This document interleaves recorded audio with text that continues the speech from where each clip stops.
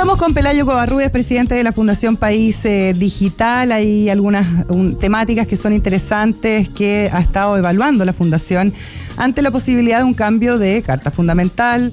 ¿Qué pasa con el escenario que está ligado a, y lo estábamos conversando en el bloque anterior, nuestro día a día que está cada vez más digitalizado, nuestra economía que está viviendo una transformación profunda en cuanto a la digitalización, etcétera? ¿Cómo estás, Pelayo? Bienvenido. Muy bien, muchas gracias. Ya me siento parte de la casa. Yo creo que pues, es segunda o tercera vez que vengo. Yo creo que es que vienes. Así que muchas gracias por esta invitación. Gracias a ti porque nos traes información que es súper relevante y que yo creo que tiene que estar en el top of mind de la gente, porque a mí me desespera un poco que las conversaciones ahora las estemos ligando todas si nos parecemos a 73 o no nos parecemos a 73. Me parece que es como mirar demasiado para atrás en vez de estar mirando hacia adelante con cosas que ya pasaron a ser parte de nuestra cotidianidad, como el uso de la tecnología a nivel usuario sin saber qué es lo que está pasando atrás, que también es preocupante, sobre todo cuando estamos viendo la educación, por ejemplo, los más jóvenes del país.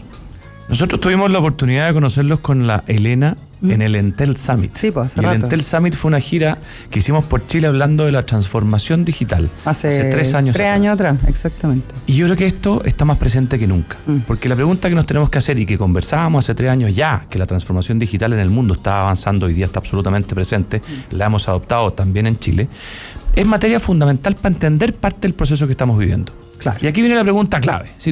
Si yo hoy día sé que en Chile hay 18 millones de personas conectadas, y eso es un tema que hemos estado trabajando y empujando desde País Digital con mucha fuerza, y que cada una de esas personas puede a través de su smartphone dar su opinión, ¿cómo logro yo construir una identidad país? Esto por primera vez en la historia del mundo está sucediendo. Déjame hacerte un paralelo. Ya. Hace algunos años atrás, 500 años para ser exacto, nació la imprenta. Ustedes se acordarán, los que nos están escuchando, el famoso Gutenberg. Bueno, a partir de la imprenta se empezaron a panfletear una serie de nuevas ideas que dio el surgimiento a lo que nosotros conocemos hoy día como la primera gran revolución industrial. Claro. O sea, todos los movimientos que nosotros conocemos en Inglaterra, sobre todo, que fueron los primeros, después Francia, y todos estos movimientos culturales obedecen a la transmisión del conocimiento que permitió la imprenta hace 500 años atrás. Y el ser humano no ha cambiado tanto, y esto es lo interesante, es que se mueve en base a la información que está teniendo. Entonces, ¿qué sucede hoy día? Que hoy día los 7.500 millones de personas en el mundo están conectados con información al día. Por lo tanto, tenemos un conocimiento que antes no teníamos, en el caso chileno igual. Claro. Y por lo tanto nos empezamos a transmitir la opinión que yo tengo personal con mis ideas personales. Por tanto, el formar una ciudadanía a partir de uno a uno es muy complejo. Y eso es lo que estamos viendo hoy día en parte del movimiento social. Por lo tanto, cuando yo veo que muy rápidamente se sacan conclusiones muy aventuradas respecto al movimiento social, digo, por favor, calma. Tratemos de entender un poquito cómo esta cuarta revolución industrial está cambiando los paradigmas del mundo para tratar de entender qué respuesta le doy, porque a veces yo estoy apagando este movimiento social con más fuego, claro, en vez de estar apagándolo con la tranquilidad que requiere entender los movimientos sociales. Y además esto es un movimiento social que, como tú estabas diciendo, pasa en Chile y pasa en un montón de países más, casi simultáneamente, ¿no? Y ahí uno ve que efectivamente el tema de la información y de la conexión es determinante. Podemos hablar de la influencia de las redes sociales. Por ejemplo, hoy día hay presidentes en el mundo que están trabajando solo a través de redes sociales.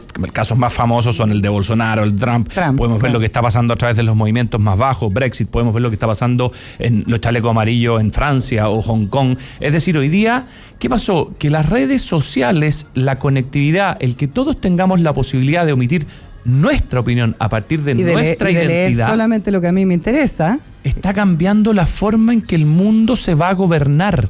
Y por lo tanto, cuando nosotros hace 200 años atrás creamos los estados-nación, que son lo que nos han regido durante estos últimos 200 años, había una forma de ponernos de acuerdo más sencilla. Y había una gran mayoría todavía que no estaba informada. Claro, que no por tanto, participaba ni seguía siquiera la toma de decisiones. Una situación, exactamente. Claro. Hoy, ¿qué pasa? Que a través, ojo, o de fake news, o a través de verdaderas news, o a través de ideas que están siendo insertadas con mucho infantilismo, la sociedad empieza a tener ciertos movimientos que a veces no se da cuenta de lo que está pasando. Por ejemplo, infantilismo número 1 que he visto, y por eso es que llamamos a esta constitución del siglo XXI, pensar que la nueva constitución va a arreglar los problemas sociales. Si eso no es así, las constituciones nunca han solucionado los problemas sociales. Ahora, hablando al tiro de la Constitución, Pelayo, porque yo este tema ya lo he conversado con diputados, incluso no sé si te ha tocado ir al Congreso, etcétera, pero a mí me sorprende y me entristece que no se esté pensando que, por ejemplo, desde el mismo Ministerio de Ciencia, Innovación y Tecnología, exista alguna contraparte, alguna entidad que nos permita empezar a generar leyes, que eso es otra cosa y que cambia el día a día, digamos, pero que estén vinculados a la tecnología. O sea, yo creo que el tema de la tecnología tiene que estar de alguna u otra manera presente, porque desde la educación que le estamos dando a los niños, y yo que tengo una niñita de 14 años te puedo decir que el paradigma social ya cambió completamente. O sea, ella invita a amiguitas que yo no he visto nunca en mi vida y las mamás van a dejarla a mi casa confiando plenamente en que ahí están resguardadas, pero finalmente son cosas que parecen cotidianas y medias ridículas, pero que están sucediendo. La gente que se jubila y que sigue trabajando en aplicaciones digitales que le permiten tener más dinero, por lo tanto las AFPs también quedan bastante como cuestionadas como sistema respecto a la vida que estamos teniendo. La gente que trabaja sin estar cotizando en una AFP y que trabaja en aplicaciones móviles en el día a día y que puede organizar su tiempo de una forma distinta, la flexibilidad laboral, todos esos temas. Tiene que existir una contraparte donde yo pueda al menos posicionar proyectos, no sé, generar un proyecto de ley que pueda venir o ponerle suma urgencia a un proyecto de ley desde el Estado, no sé, o Mira, yo estoy equivocada. No. Porque yo me desespero que de repente como que la gente me dice, no, si eso no existe ni una constitución, bueno, si tuviéramos la posibilidad de tener una constitución En este caso me tocó buena, ser el entrevistado, pero podríamos hacer un cambio y te empiezo a entrevistar porque exactamente esas son las preguntas que tenemos que conversar. O sea, hoy día, mira, primero hablemos de ciertas cosas que son básicas. Cuando en la universidad entra a estudiar un alumno de ingeniería comercial, le enseñamos en su primer año el concepto del costo de oportunidad. Es decir, que yo el tiempo que estoy ocupando aquí contigo conversando en la radio, dejé algo de hacer en el mismo tiempo que estoy acá. Eso se llama costo de oportunidad. Yo elijo estar acá. Exacto. Hoy día el país eligió conversar sobre la Constitución, pero eso tiene un costo de oportunidad. ¿Y cuál es el costo de oportunidad? Que el mundo, y estos años más que nunca, ha estado acelerando el proceso de ciencia, innovación y tecnología. Por tanto, mientras nosotros estamos conversando, mirando hacia el pasado respecto de una nueva constitución, o si vale la pena aprobar una nueva constitución o aprobar un proceso constituyente o rechazarlo, mi costo de oportunidad es que estoy dejando de hablar de estos temas que son fundamentales y mucho más importantes, porque hoy día nosotros como país estamos también en competencia con el mundo. Entonces, nos sucede que en estos meses en que hemos estado nosotros reflexionando a partir de este movimiento social respecto a cómo vamos a enfrentar el desafío país de los próximos 20 años, dejo de conversar materias que son fundamentales. Por tanto, tu idea es clave y eso tiene que tomarlo el Congreso. Y el Congreso naturalmente hoy día está con un problema. Si naturalmente el Congreso hoy día es probablemente de los últimos evaluados, tiene un problema de representatividad. Acaba de salir la encuesta CEP, Sebastián Piñera tiene un 6% de aprobación. La evaluación de los líderes que estamos teniendo. Por lo tanto, ¿qué pasa? Que muchas veces dejamos de conversar aquellos temas que son estratégicos y que muchas veces hay que liderarlos frente a la población también, en vez de conversar cómo somos capaces de ir modernizando el país. Sí, es complejo. Yo, por ejemplo, puse ayer en mi editorial el caso de la PSU. A mí me parece insólito que no seamos capaces como país, y lo hablamos a raíz de la Teletón, que están pensando que incluso la podrían hacer de manera digital. ¿Cómo nos fuimos capaces de generar un sistema rápidamente, incluso, no sé, agarrar a la Fundación País Digital y decir ayuda, y yo digitalizar este proceso y permitir que los jóvenes la rindan con toda seguridad, con una ley de seguridad de datos que no tenemos, se está tramitando, desde sus celulares? Solo para dar un ejemplo, el GMAT en Estados Unidos, cuando va a un país, se hace 100% digital. Y lo puedes hacer varias veces en el año, que además te permite tener un conocimiento mejor y tener una buena práctica respecto a cómo esa prueba te evalúa. Lo que hay detrás de tu pregunta son cambios paradigmáticos súper fundamentales que tenemos como sociedad, y estos son los que tenemos que empezar a tratar de ir corrigiendo, y a veces esto dan oportunidades. Déjame darte un ejemplo. Nosotros en la Universidad del Desarrollo, también al igual que la gran mayoría de las universidades, a partir del 18 de octubre tuvimos algunos desafíos, y dentro de esos desafíos que tuvimos fue que los alumnos terminaran el año como corresponde, también en la universidad las primeras 2 semanas de diciembre. ¿Qué se hizo? A través de Canvas, que es una plataforma abierta, dar clases. Muchas veces nos había costado llevar a los profesores a hacer estas clases de manera e-learning. Claro. Bueno, el 100% de los profesores cumplió. ¿Por qué? Porque hubo una amenaza de supervivencia. Es o lo hago o no lo puedo hacer. Claro. Por tanto, muchas veces las universidades también tuvieron que dar ese paso agigantado para la transformación digital que le había costado darlo. Claro. Naturalmente hoy día estamos ante ese escenario en que muchos de los procesos que estamos viviendo al interior de nuestras empresas, de nuestras pymes, vengo ahora en la mañana de Digitaliza tu Pyme del Ministerio de Economía, de cómo enfrentar este proceso de transformación digital que el mundo está teniendo. Pero eso lo tenemos que hacer, ojo, junto con ser capaz de conducir este proceso constituyente que estamos viendo, porque aquí estamos en dos fuerzas muy profundas que nos están desafiando como sociedad. ¿Qué pasó el 8 de enero en el evento que organizaron con la Universidad del Desarrollo y Fundación País Digital respecto a la Constitución del siglo XXI? ¿Qué sucedió ahí? Ese fue un gran evento y la verdad que el primer objetivo que nosotros tuvimos fue reflexionar respecto a que hay un plebiscito. A mí me ha sorprendido mucho que en el plebiscito la gente está, según las encuestas, muy inclinadas por el voto de rechazo, otras muy inclinadas por el voto de aprobación. Pero lo importante es, como toda elección, acá hay una oportunidad como país de elegir. Pero para elegir hay que informarse. Ese es el primer concepto del siglo XXI, es decir, tengamos todo el contenido necesario para yo poder dar un voto informado. Tomar una buena decisión, además. Dos, lo que les quisimos preguntar a los expertos, porque el tema constitucional no es un tema que uno esté permanentemente estudiando. Digamos, además uno no sabe de todos los temas. Por supuesto, entonces naturalmente yo estudié ingeniería comercial, no sé de los temas constituyentes y les quise preguntar a aquellos que habían estado en la mesa técnica constituyente, más abogados que vienen estudiando esto desde siempre, un centro de justicia constitucional, si el tema digital debiese o no estar presente en una constitución nueva. Ya. Y la respuesta fue muy interesante. Mi misma pregunta, pero analizando los 180 países que participan en constituciones activas, se dieron cuenta que hay algunas constituciones que sí los tienen y otras constituciones que no los tienen. Pero no hubo ninguna respuesta porque si tú la tienes, tienes más ciencia, innovación y tecnología en tu país, y que si no la tienes, no tienes más ciencia, tecnología e innovación. Por lo tanto, la primera respuesta que nos dieron después de un estudio fue decir, mira, puede ser como puede no ser. Ya. A partir de ahí nos empezamos a preguntar, bueno, ¿y qué elementos debieran existir en esta Constitución? Y surgió una tercera pregunta que fue muy interesante, porque a nosotros el acuerdo ese famoso ya del 15 de noviembre nos dio, por la paz y la Constitución, nos dio dos opciones: aprobar o rechazar. Claro. Pero nos dio quizá una tercera, que era modificar. Es decir, la Constitución actual puede ser modificable, como ocurre en muchos países. Y aquí surgió una opinión muy bonita, que fue: en lo normal de los países, ¿cuánto dura una constitución? ¿Y qué pasó? Que, por ejemplo, los padres fundadores americanos, que tuvieron esta discusión en el 1800, Lincoln decía que tenía que durar la constitución lo que duraba la vida de las personas, porque tenía que ser una constitución de los vivos, es decir, más o menos 20, 30 años. En esa época. Y para siempre. Ah, ya, claro. Porque, por lo tanto, la generación que está activamente funcionando es la generación que tiene que ser capaz de modificar su constitución. Pero habían otros que pensaban con igual cantidad de argumentos, porque acá es cuando nos ponemos a debatir sobre argumentos muy técnicos, claro, que la constitución debiese ser algo permanente y para 200 años. Por tanto, la pregunta que nos hicimos nosotros, bueno, ¿y cómo ha sido el caso chileno? Bueno, el caso chileno es que ha durado técnicamente cada 20 años. En el mundo, en Latinoamérica, ha durado cada 12. Si Latinoamérica ha tenido una renovación mucho mayor de constituciones, pero el mundo cada 20, y hay países que las tienen en 200. Entonces, no existe evidencia empírica. Una fórmula como de una forma exacta. Claro. ¿Qué me conviene? ¿Qué es lo mejor? No la hay. Claro. Y lo que pasa es que hay mucha desinformación y nuevamente los fake news empiezan a caer al fondo. Porque lo que sí nos dimos cuenta era que los países que estaban más avanzados en la ciencia, la tecnología y la innovación eran países que tenían derechos de propiedad intelectual muy bien definidos.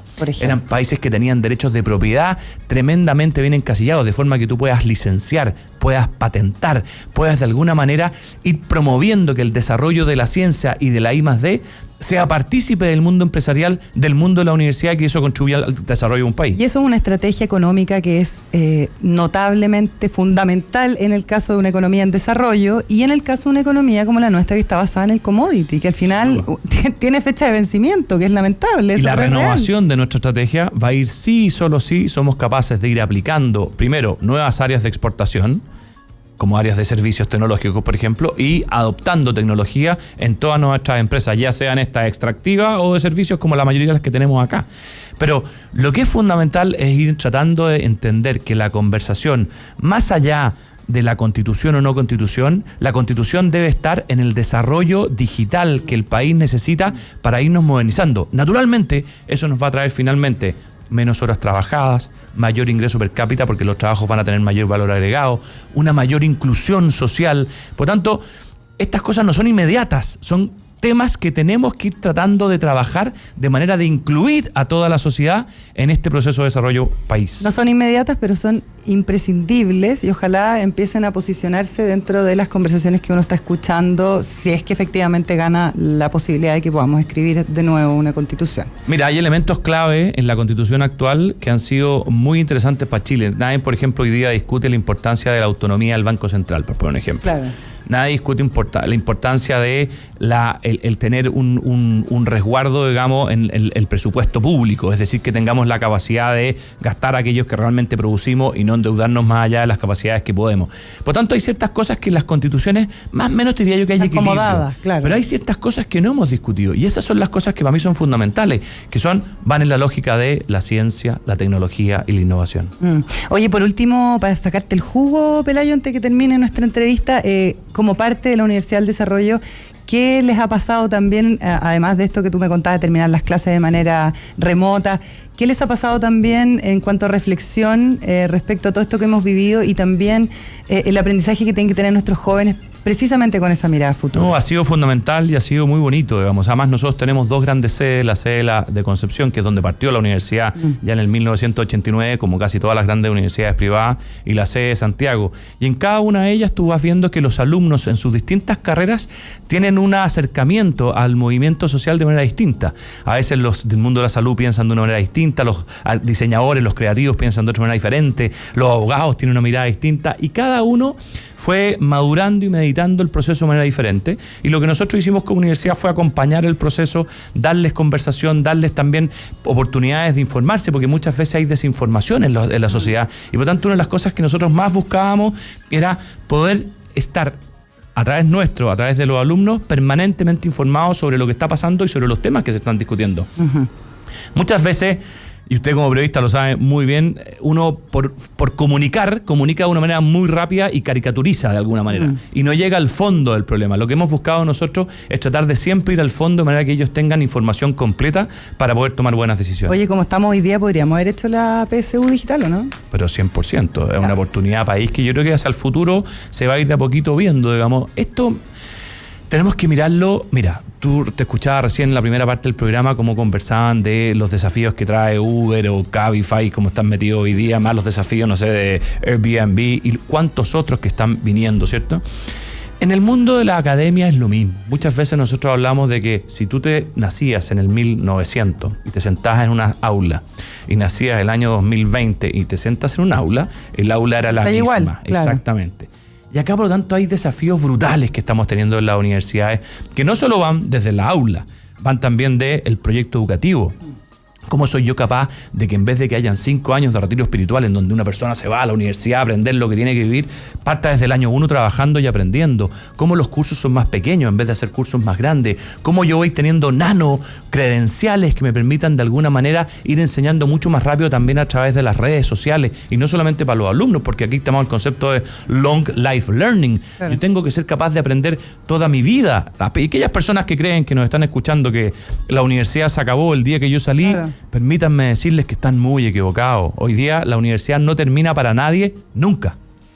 Pelayo Covarrubias, se nos acabó el tiempo, presidente de la Fundación País Digital. Las puertas están abiertas para que conversemos estos temas que son apasionantes y que realmente yo creo que hay que ponerlos sobre la mesa y ojalá que sean lo más visibles posible, porque puede cambiar nuestra estructura social, económica, de aquí a 20 años más. Sin duda está cambiando, va a cambiar. Para que nuestros hijos tengan más opciones, para que tengan más posibilidades. Muchas gracias. Un gusto estar aquí con ustedes. Que estén muy bien, Pelayo, muchas gracias. ¿Quieres conocer el nuevo concepto de limpieza de alfombras? InnovaDry es la solución. Limpieza profunda, restaura alfombras aplastadas o apiladas y es más rápido que cualquier otro método. Recuerda InnovaDry, evolución en limpieza. Llámalos al más 569-357-47897. Y en Entel Empresas están con las pymes y con su desarrollo.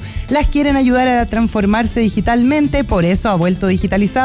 El docu-reality, donde 6 pymes de todo Chile viven el cambio. No te lo puedes perder y verás que sea cual sea tu negocio, también se puede transformar con tecnología. Lo encuentras en entel.cl/digitalizados, porque con tecnología tus ideas son posibles. Entel Empresa. Viene Metrópolis. Hasta mañana.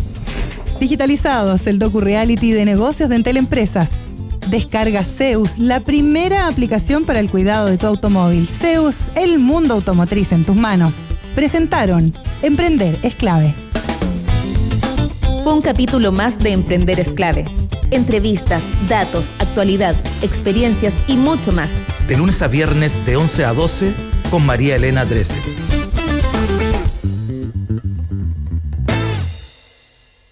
Porque estamos con las pymes y su desarrollo. Vuelve Digitalizados, el primer docu-reality que transforma negocios a través de la tecnología. No te pierdas